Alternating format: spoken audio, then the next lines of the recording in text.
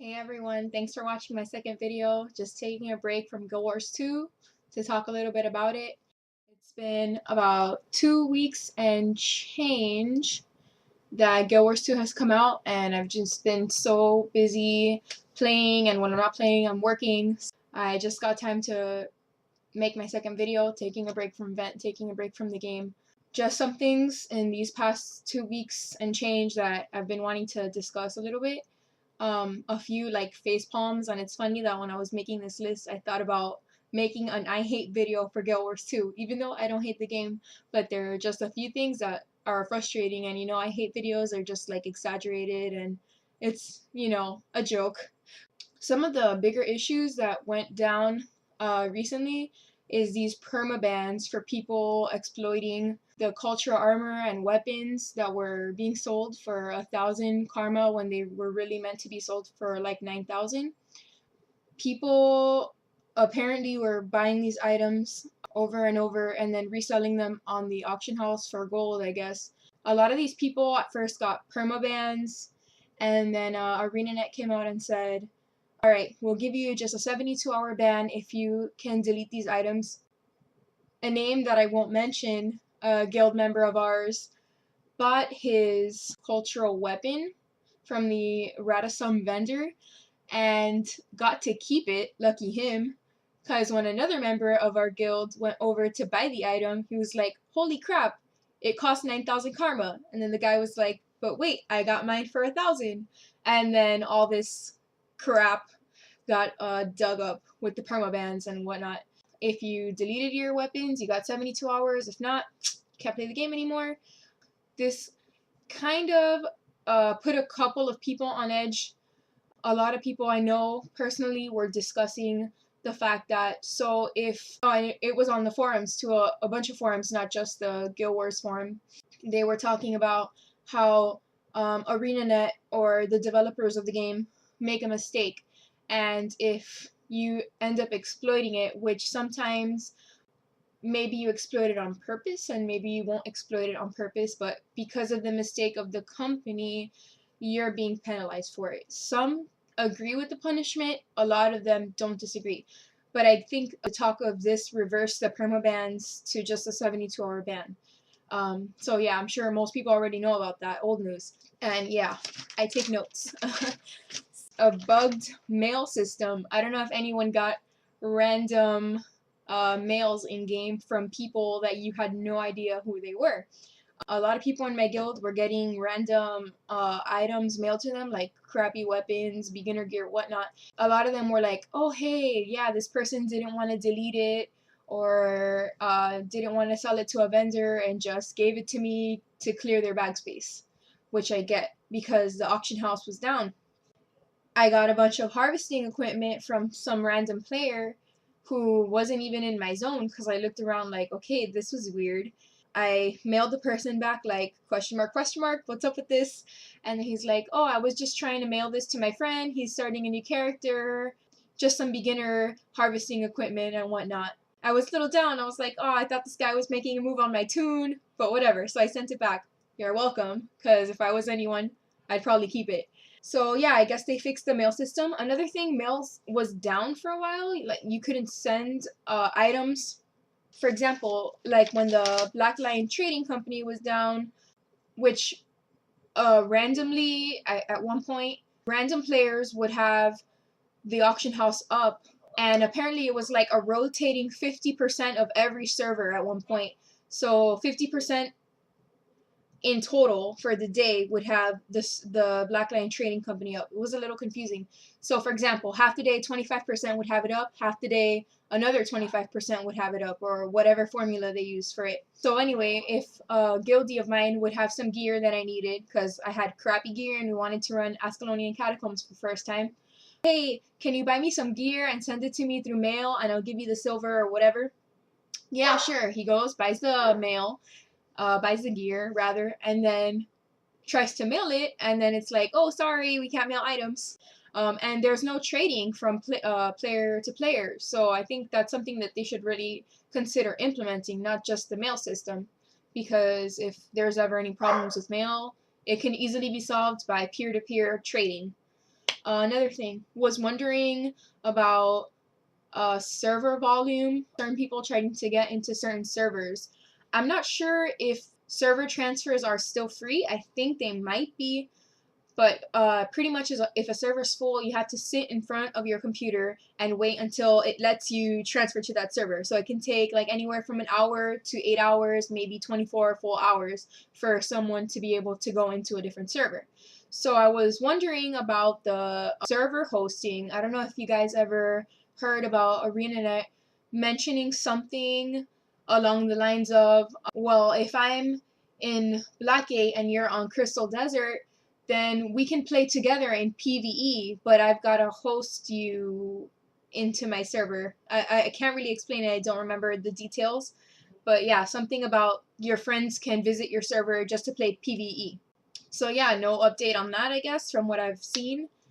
Another thing, oh, the spamming of the email password reset requests. I got like within a week maybe 7 requests to change my password. So hopefully this is you requesting to switch your password. It wasn't me, and I was freaking out. I thought my account was gonna get hacked, but they addressed it. They pretty much said, don't worry, just delete the email. But I don't think that was the solution to the problem. Obviously it helped, don't click any crazy links or whatever. You'll get like whatever virus, or just taking all the precautions that they could possibly take as far as their capacity would allow.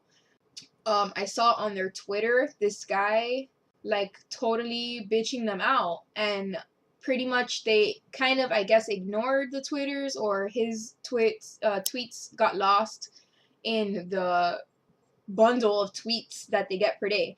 So apparently he mentioned something about sales, and then they addressed him, and the guy was like, oh, so now that I mentioned sales, you listen to me and blah blah blah. So I just want to say, the Twitter people, while they may be able to pass the message along, it's not their fault. Don't hate on them so hardcore. Like, bug report it, man. Like, the people who develop the game aren't support, and they aren't the people who answer your tweets. So get over it and find the proper medium, I guess you can say, to vent your frustrations. Go around the forums. I'm sure there's tons of people that have your problem. It's not the guy who posts tweets for the big guys, alright? Oh, speaking of support. So support takes forever to get back to you. So ANET, I just want to say, hire some more support people. It's super annoying that I have to wait like 5 to 7 days for a response for a simple linking and unlinking question. Just tell me no. Like, don't give me the runaround. I had a problem with my accounts. I linked my account to someone else's account, and they took my account just to make the problem go away, pretty much. It was just a big mess, and every time I would respond to someone, I'd get a response from someone else. So I got like whatever, like Peter, and then Amy, and then Juan, or whatever. So no one addressed my issue. Like, there wasn't any consistent resolution to my problem. I thought someone was going to help me out, and then I asked them a question, and then another person responds to me saying, sorry bro, we can't help you. Finally, they said, okay, we can't unlink accounts. And I'm like, okay, cool, that's fine. I'm glad to know that there's no solution to my problem. I've got a plan B. Thanks for wasting my 3 weeks. And then, like, recently, they're like, okay, we're going to unlink and link your accounts, but it's just going to be once. And I'm like, all right, cool. So I want my name. I want my Green Betty. I can't play Green Betty because it's reserved for another account. Yeah, we emailed them, and we have yet to get a response. So I can't wait to have this issue fixed. So yeah, hire more support people. Oh man, the biggest facepalm ever, and this is just outrageous, just ridiculous. Okay, so I think it was like official launch day, August 28th. There was someone shouting in some random zone, like not even Lion's Arch or no Divinity's Reach or whatever, no city, just some random zone, yelling or shouting in true Guild Wars 1 fashion, willing to sell insert crappy level 20 greens here for 7 to 20 gold. And I'm like, really, dude? You're on crack. I don't even think that anyone has made a gold maybe most people don't have a gold at this point. So what makes you think that you're gonna get 7 gold for this piece of armor? Someone else after the guy was like, here's this yellow level 80 piece of gear and I'll take all your gold. And I'm like, cool, if I have 1 gold, you'll give me your level 80 yellow. Alright, let's do it. Okay, I want to talk about some quick ways to level, or at least one main way to level quickly if you don't already know this. If you're just starting out, it's a really good tip that I got from someone in the guild really early in the game. So basically what you want to do is when you start the game, don't level a craft at all. Just harvest as much as you can. Farm bandits, farm centaurs, farm any humanoid that drops any kind of bag with any kind of totem, vial of blood, any kind of scales. Every white and blue, break it down, salvage it. Who cares? It's not going to sell for crap. I've tried, believe me. Now, when you finish a zone, maybe I'd say 50% of the time you'll get, at least for me, you'll get a key to open a Black Lion lockbox. I have like 20 freaking lockboxes, and that's not counting what I've already opened.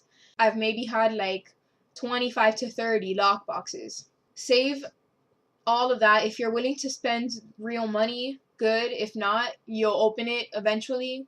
When you get a crafting booster, I think it lasts like an hour or something, maybe 30 minutes. I can't remember off the top of my head.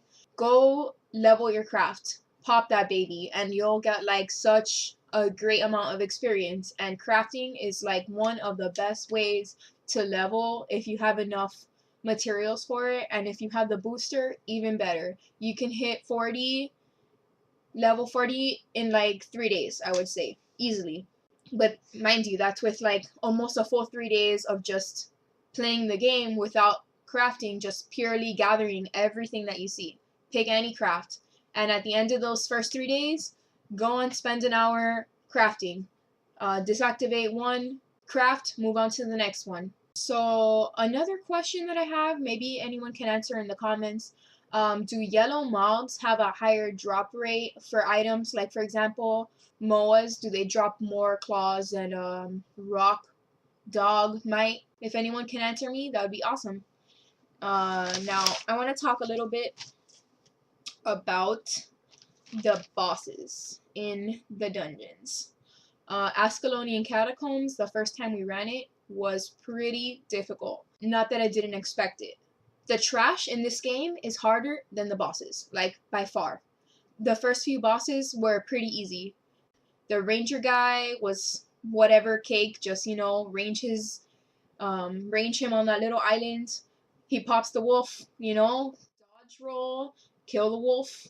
He goes back to the island, lather, rinse, repeat, right?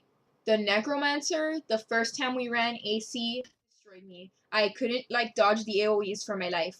And I think I can blame that on a lack of experience at the time, because the second or third time I ran that dungeon, she didn't touch me. So basically, just run in a circle and do your number 1. If you can get an AoE off on her, good. If you can't, don't worry about it. You're alive. Elementalist, basically what I play, use staff, I believe, and lay the lava font, and then switch to earth and hit her with rocks, and you get combos off. If you're wanting to play electric, get your little number 5 stun, lay it on her, throw your rocks and vulnerability all day. It's really great. If you want to play more of a healing, drop your little number 5 healing rain, or your number 3 geisha, and then go back, switch to rock, and throw a rock into it, and you get regen for every rock that you throw until the ability is over. If you're playing with a bunch of warriors, I've noticed if you drop any AoE fire, they like to use this ability. I don't know what it is, but it gives them a bubble, and they get a flame shield. Combos are awesome. Go discover a combo. It's the best thing that'll ever happen to you. So yeah, Ascalonian Catacombs, the lovers, bro. Oh my god. Obviously, well, the first time we ran it, we started with 5, and then one guy had to leave, so we 4-manned it. The NPCs suck. All they do is ruin your fun. Like, aggro monsters. They don't know what to do. Okay, we tried to pull them apart 2 and 2 at first, and we totally died. Not that we had an easy time pulling them apart. That was the hardest part. So basically, we door tricked it. And if you don't know what the door trick is, when you finish the Necromancer boss, which usually first time run through AC, I've noticed people will go Ranger, Lovers, Necro, where it's better if you go Ranger, Necro, Lovers, because the Necro will lead you to this little door where you can step on the little square and it opens a door straight into the Lover's chamber. And then basically you want to pull the girl, Relena, I believe was her name, into the door and then have someone standing on this little square that opens the door. And then when she comes in, you step off and then you trap her inside, hopefully. And then you AoE her to death, like blow everything on her, just kill her. Then you open the door and you go for the mesmer. I forget his name. So yeah, the first time it took us a little bit. If you go too far back in the room with the door, she resets. So you have to be really careful with that. The third time I ran that, I ran it with people who hadn't done it before, and it was a little bit of a headache because basically we tried the door trick a million times and we kept wiping, and it was so frustrating because the first time it was just so easy. I know why. It's just one person. He's not important. Basically, we finally figured out this cool way to you just get as many rocks in the room as you can, and you basically try to door trick one in, and then you get someone to just be in charge of rocks and just knock her down constantly over and over, and then you kill her that way. She basically does nothing. She might get off one or two AoEs, but you're pretty much fine. As long as you can dodge, you're good. So, funny story, we're running this with 5 people this time. 1 thief, 2 warriors, and Necro and myself, Elementalist. We got the stunning thing going. Somebody died outside the door accidentally. In my mind, I'm like, who cares? We can do this. We're fine. We're getting her down fast as hell. Like, we're good. And I hear the guy on vent like, pick me up. Somebody open the door for me. Open the door for me. And in my mind, unfortunately, I didn't say it. I should have said it. I was like, oh my god, no, no, no, no, no. Someone goes, opens the door. So at that point, I totally raged and I shut down vent, shut down the game, shut down my computer. Good night. Watch a little Supernatural. Pass the hell out. I was so pissed. Okay, but anyways, I'm over it. You know, mistakes happen. You live, you learn. Enough about Ascalonian catacombs. It has me crazy. Claudicus's Manor, CM, super easy, like ridiculously easy. I don't even believe that Ascalonian catacombs was that much more difficult the first time. Yeah, I honestly don't even know what to say. Here's one warning, and this is the best advice I can give. The like second boss, or yeah, I think it's the second boss. He's like in this dining room right in front of a door. He's like a bandit. Once you kill him and you go into the next room, this horde of bandits just like comes at you. Stay alive, run around the room, dodge as much as you can, run out of the room. If you're dying, run back in the room. Just AoE the hell out of it if you have survivability. If you can't, single target. There's no shame in that. Super easy. Honestly, there shouldn't even be advice on this. Just go tank and spank everything. What's the next one? The Twilight Arbor, I believe it's called. The Sylvari one with Kaith. It's a little difficult. The spiders are a little bit hard. There's no boss that's really too difficult except for the last boss fight, where you pretty much fight Nightmare Destiny's Edge. The main boss lady creates this like group. And basically, oh, by the way, I've been told to say Logan runs from a fight, but Nightmare Logan never does. And it's true. He's always there trying to kill you. Basically, you have to kill a member of Destiny's Edge at a time. She tries to res them once they're dead, so the order is Air, Ritlock, Logan, Zoja. Zoja's there with her little golem. If you kill the golem, she won't res it. But don't even worry about the golem. It's slow. It just does a little spinny thing that golems do. So as long as you avoid it, you're fine. Basically, you have to like burn all your elite spells on Air first, and then once the main boss girl comes down to raise her, just like attack her to death. Just don't worry about anything else. She'll eventually stop. So Ridlock hits for like 9,000. Over 9,000. So run away from Ridlock, whatever you do. Air, obviously the deadliest. You kill her first. Good. Move on to Ridlock, then Logan. Logan's okay. I mean, you can take a hit from him and not die. I'm making it sound a lot easier than it is. It took us like 5 tries to get it, but once you get the whole group used to the flow of the fight, you'll be fine. And there's plenty of tips online on the wiki. I think there's some. You can pretty much read up on how to do it. You know, bubbles, AoEs, really strong attacks below all your elites. You got it. I wanted to talk a little about thief skills, but I haven't made my thief yet. I'm super excited to get Green Betty. She's going to be a Sylvari thief. Can't wait. I wanted to talk a little bit about Basilisk Venom. I heard they gimped it. If anyone wants to comment on that, I'd love to know if you thought it was stronger during the betas. I thought it was. What else? Oh, I wanted to say thank you, ANET, for tailoring to my love of zombies. There's some awesome storylines here with the Risen. It's great. I'm sure you guys are gonna do great things with that storyline. Call the Winchester brothers. Maybe they can help us out. Oh, I hope everybody likes their dances. I know a lot of Sylvari people are a little upset that the guys do the same Bollywood dance as the girls. The shuffle is the bomb. Thanks for going all out with that one. It syncs up perfectly to the actual video from what I've seen. Some kind of goofy things I wanted to bring up. Name issues because of the whole reserving of names. I've seen a lot of people doing this, like, let's say you want the name Jane and it's taken. So I've seen J space A space N space E. I'm not a fan of it, but if you are, go ahead. I've also seen a lot of like the little like tilde things over the E's and like, you know, the German letters or whatever.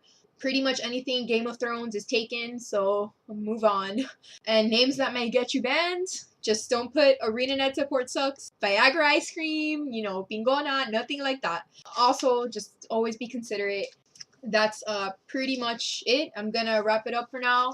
Gonna run AC again. As much as I love it, I'm 62 now, so I'll be fine. I can dodge, I can roll. I got this. I'm gonna go kill some ghosts now. Thanks a lot for watching. I'm Green Betty, and I'll see you guys later, hopefully. Thanks. Oh, one thing I wanted to mention. I did my like mini unboxing video, and if you haven't seen it, sure, go watch it if you want to make fun of me. I mentioned Ritlock twice. The first time I said Ritlock, the second time I said Grimlock. I've got a dinosaur, metal dinosaur on my brain. So yeah, facepalm, I should be hanged. How dare I insult the greatest member of Destiny's Edge in such a way, and blah blah blah. So yeah, poke fun at me, write all the nasty comments you want. It's all cool. I deserve it. So thanks a lot again, and I'll see you guys in game. Thanks. Woo, Black 8 for life.